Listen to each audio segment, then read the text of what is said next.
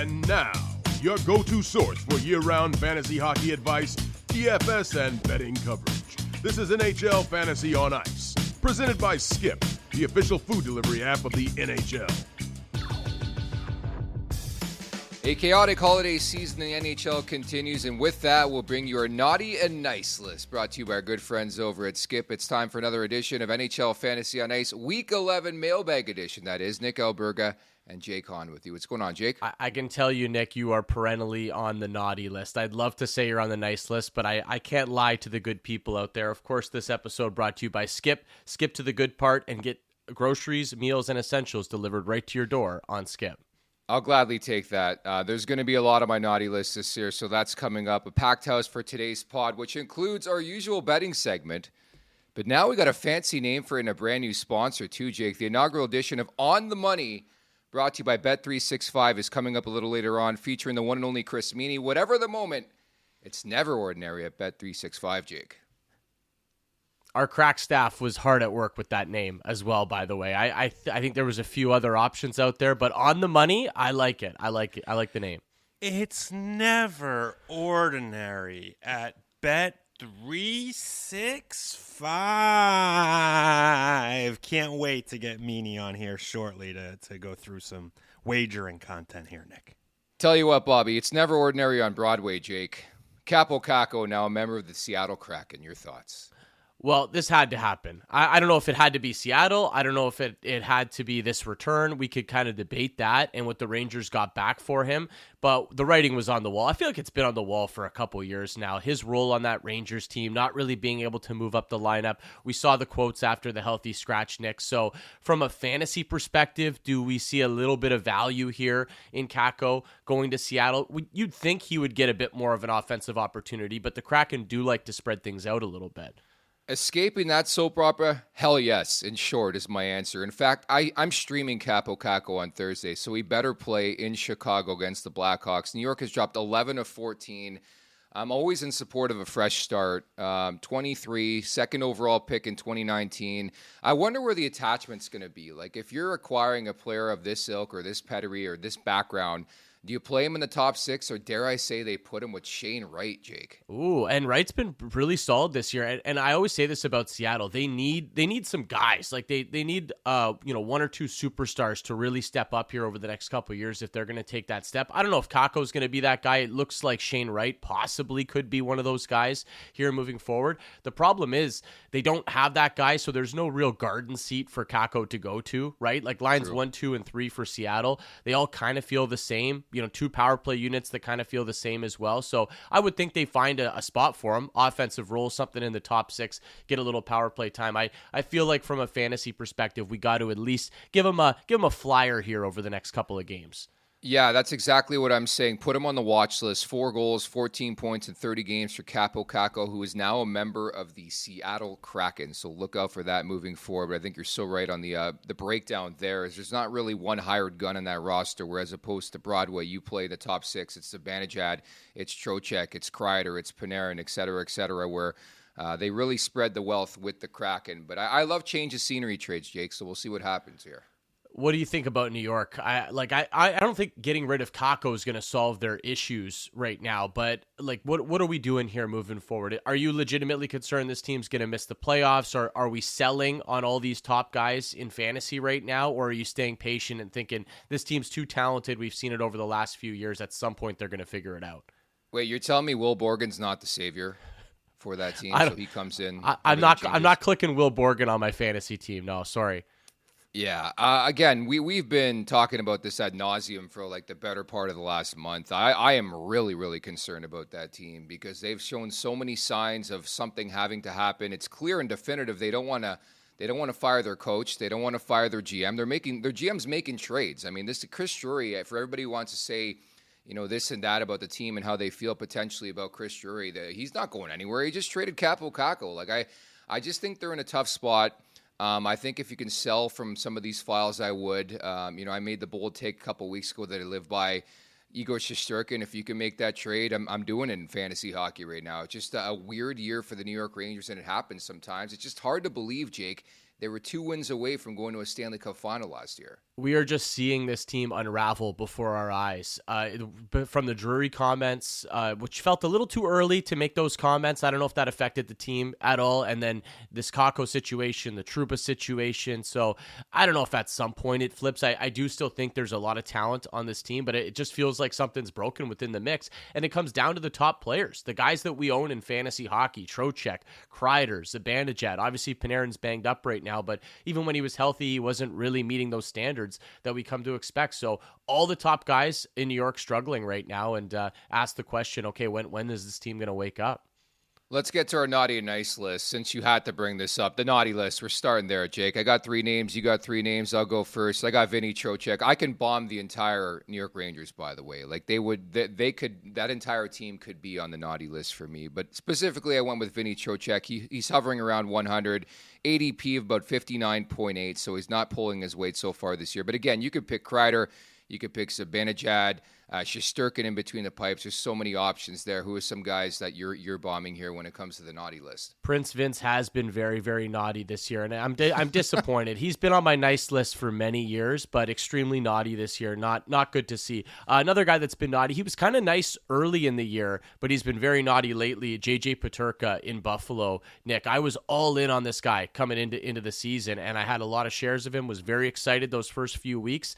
Don't pull up his stats page over the last month or so. It's been bad. It's been searching for a point. Seen a little bit of signs the last couple of weeks, but nothing to get too excited about. So Peterka's landing on the naughty list this year. A lot of concern there, certainly, when it comes to the Buffalo Sabres. It's Groundhog Day. Again, I've been bringing this up with Pete Jensen for like 2.5, 3 years since starting this podcast with him. It's just the same old story with the Buffalo Sabres. They're atrocious. They're winless in, 11 games now. A couple other names I like on my naughty list. Wyatt Johnston, considering where he was to finish off last season, where he is now, night and day. And Owen Tippett scores a beauty against Detroit on Wednesday, but he has been really, really disappointing, hovering around 250, ADP of 77.1. There's a variety of names we could have gotten here, Jake. Yeah, I went one defenseman, one goaltender here.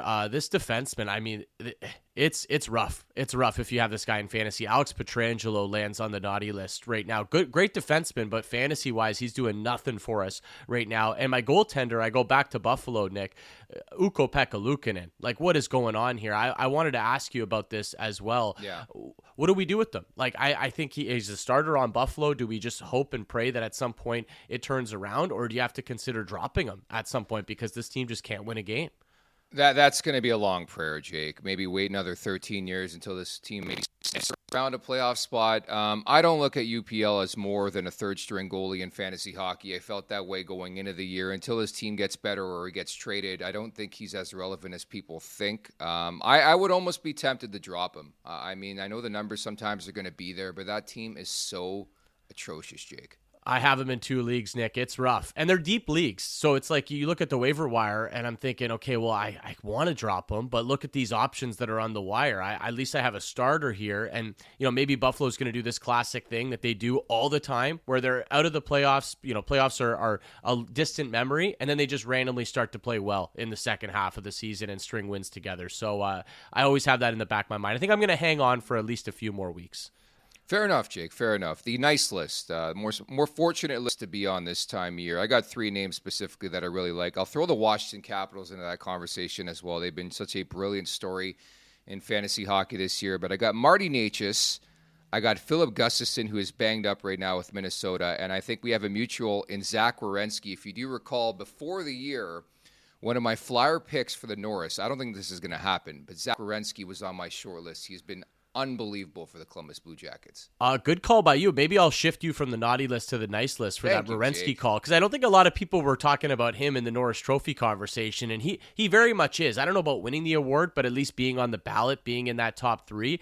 And from a fantasy value perspective, I don't think that there's been much better than Zach Werenski for where we drafted him and where he is. So he is firmly on my nice list as well. And I've got 2 Toronto Maple Leafs on here, Nick. One maybe you won't like as much as the other, but Mitch Mitch Marner, contract year, Mitch Marner. This is what he does. Regular season hockey, loves the regular season. Playoffs, a little bit of a different story, but he's a guy you want in regular season fantasy hockey, and Mitch Marner has been crushing it for me this year. And Joe Woll, between the pipes, obviously banged up to start the year. He was one of my calls, like your Werenski call at the start of the year. I had him in that Vezina conversation, and he missed a little bit of time, unfortunately, but since he's come back, he's been excellent. And now with Anthony Stolarz down for an extended period of time, the Leafs are really going to have to lean on Joe Woll.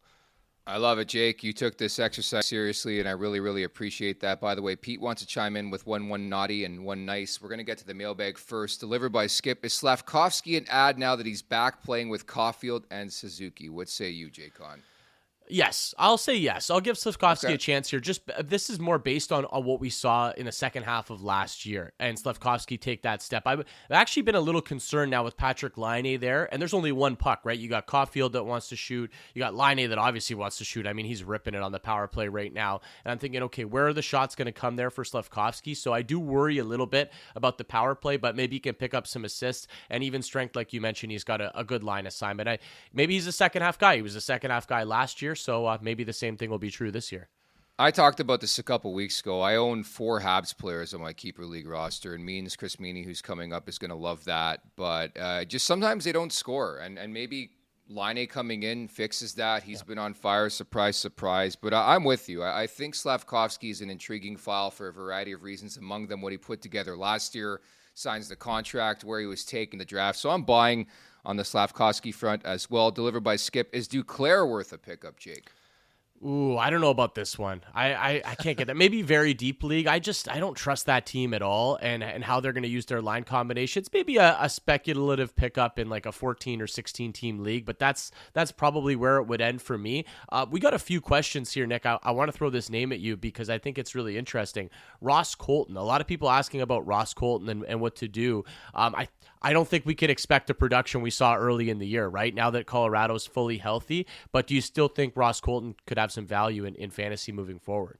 Honestly, Jake, I don't view him as more than like a streaming option right now. I just don't know specifically what I'm going to get in Colorado's top 6. I do think they're a bit top heavy. I think he was more relevant a bit earlier on this season when there were some injuries. Obviously, a guy like Nichushkin was out of the lineup, but I'm probably selling right now on Colton. I'm probably dropping him. Yeah, I just think a lot of people are going to look at what he did early in the season and see some of those numbers and go, okay, he's back now. He's going to continue to put up those numbers. That was a different Avs team, right? There was a lot of opportunity there, exposure to that first power play as well, which he's just not going to get with Nichushkin and Lehkonen fully healthy. So I think he'd be only a deep league play for me. A couple questions about UC Saros, the juice, Nick. Should we buy low on him, or are people just getting a little excited because he picked up a shutout against a struggling Rangers team? Well, that's 3 shutouts in the last 7 games, in fact, for UC Saros. Weirdly enough, considering my comments from a couple weeks ago on that team being finito, probably buying on UC Saros. I think at the very least, they're going to play a bit tighter. Stamkos has been better. Marchessault has been better.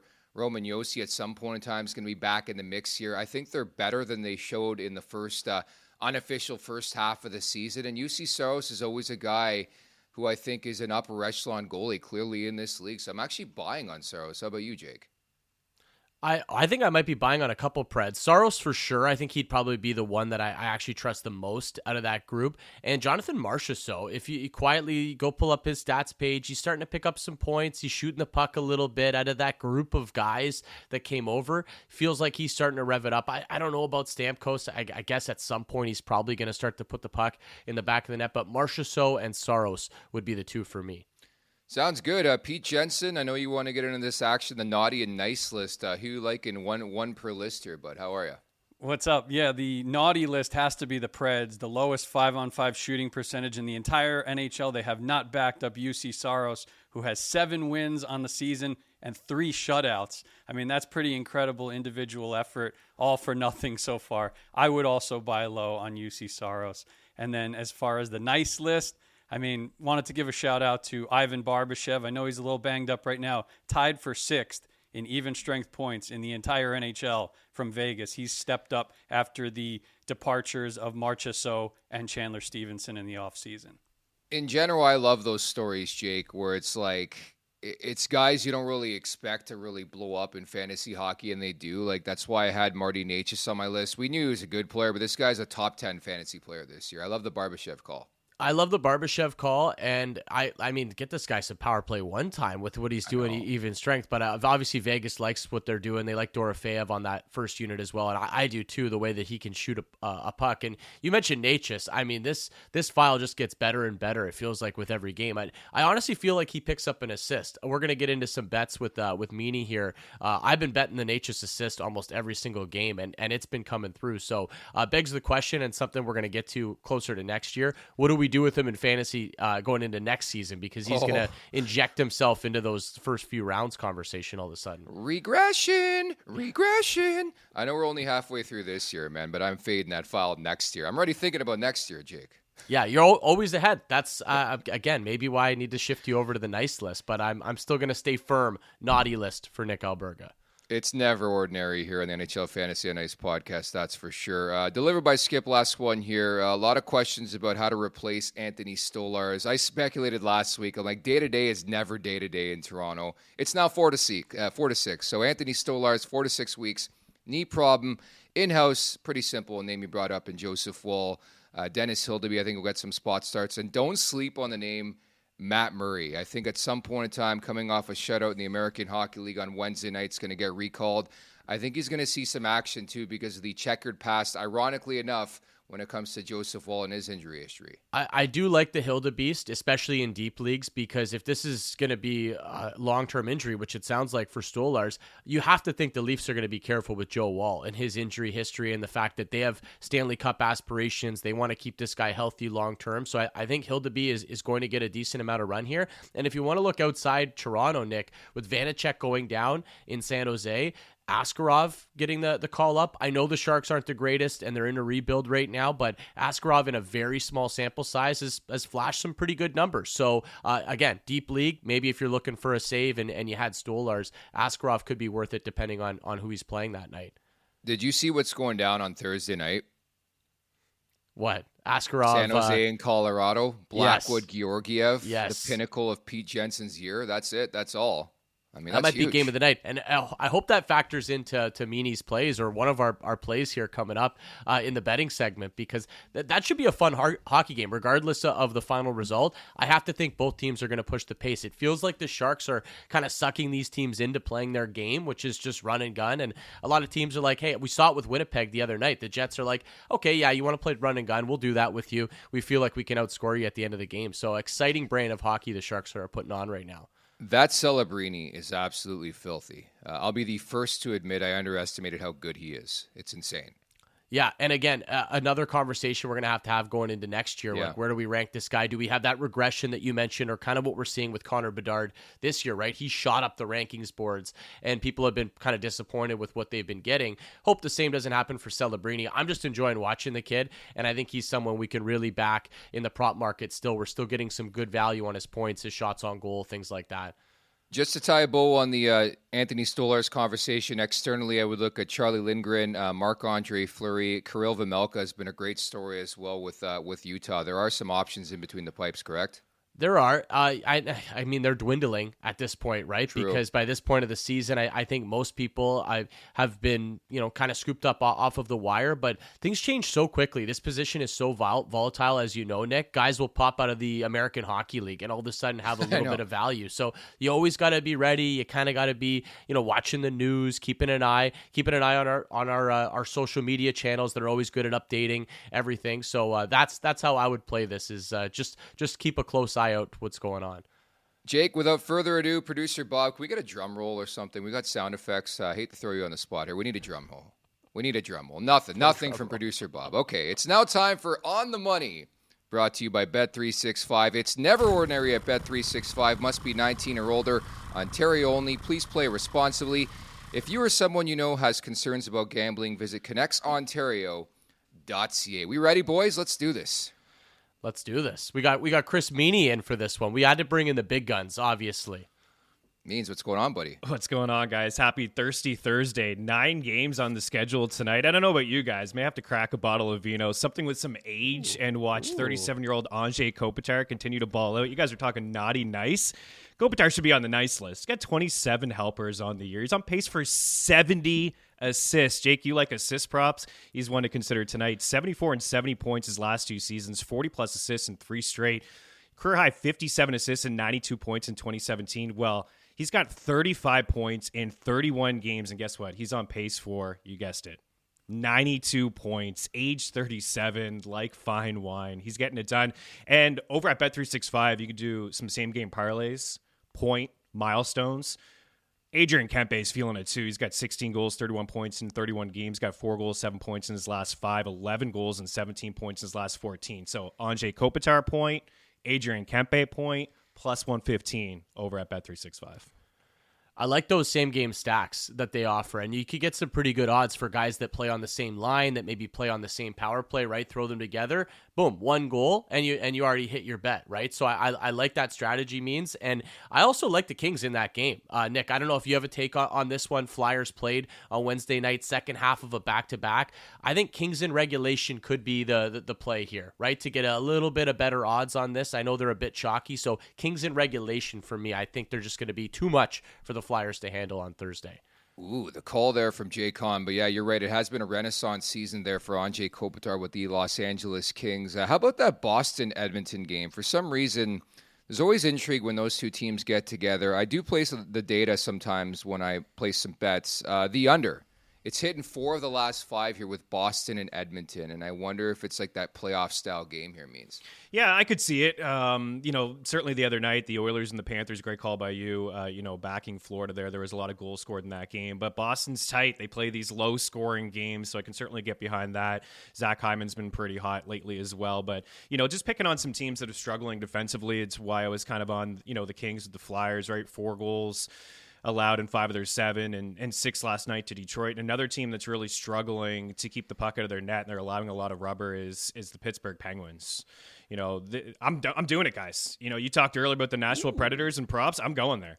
Jonathan Marchessault, career low 8% shooting rate, 42 goals last season, 100 in his previous 3 years before he signed a 5-year deal with the Nashville Predators. He enters tonight on a 4-game point streak. He has 3 goals and 6 points over that span. They loaded up the top line, which you guys alluded to. Stamkos down the middle of the ice. What year is it, right? This is something that he did when he came in to the league. And he also has a point streak, a 4-game point streak, also has a career low shooting percentage. Forsberg's on the wing. He's got 5 apples in his last 5. The Predators have won 2 of their last 3. So maybe there's some signs here of turning things around. Heard from Pete, they're getting the goaltending. So Marchessault, a point and 3 shots is plus 145 over at Bet365, and Stamkos is minus 135 for a point. Guys, Ottawa has embarked on this absolutely ridiculous road trip. It's a 9-game road trip. It's actually broken up by Christmas, so they will get to go home World Junior related because they're going to be playing in Ottawa. So Sens are on the road. It started well. Nice shutout victory. Feels like Ullmark's starting to play well. Are we buying the Ottawa Senators? It's tough. The odds makers over at Bet365 seem to love the Sens. I mean, some of the lines are a little steep on Ottawa, so odds makers believing in the Sens. I think I'm starting to believe in them as well. It's just tough to lay some of these prices. What say you on the Sens, Nick? I'm weirdly enough, I am buying in the Ottawa Senators. I think the one thing that franchise has needed in recent memory is goaltending, and they have Vezina caliber goaltending in Linus Ullmark. It is pretty simple in my world. I think when you can get a save or you can get that marquee save in a game, it could be the difference. And so right away, I think, Travis Green would be in the conversation for Jack Adams. Again, I'm not sounding the bell, 5, 6, 7 games into this thing, but I think we are seeing some growth, some progression from this team.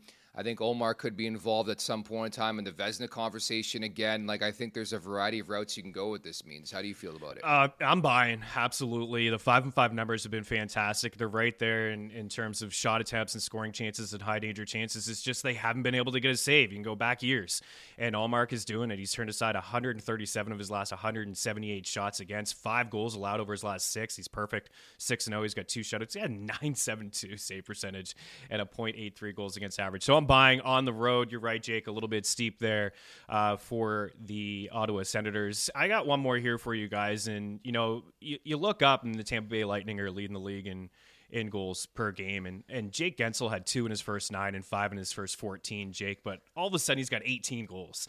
He's got 9 over his 7-game goal streak. He's 12 points over that span. Braden Point, he probably just dreams of scoring in his sleep because it's all he does.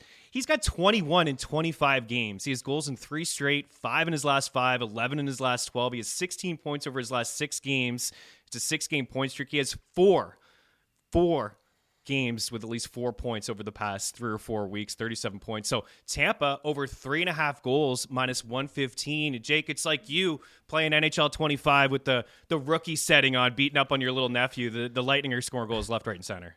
That's what I'll be doing around Christmas time. Exactly that. That's the only way I can win at that game now, guys. I used to be so good, but now these kids are just too good for me. I just don't have the time to put in like I used to. I like the over in that game actually as well. You mentioned how much Tampa has been scoring. They'll give you some as well on the other side. Sometimes they're kind of middle of the pack in defending and keeping the puck out of their net. So over 5.5 in that game kind of jumps out to me a little bit. And I got a couple of looks in the Seattle-Chicago game. It does feel like the Blackhawks are starting to play a little bit better. I don't know if I'm still rushing to back them as a small underdog, but give me Brandon Montour on the other side with the shot prop. He's a guy that's always loved to get that puck through. Had a great shooting game in his last effort against the Ottawa Senators. I think that continues against a Chicago team that's still struggling to defend.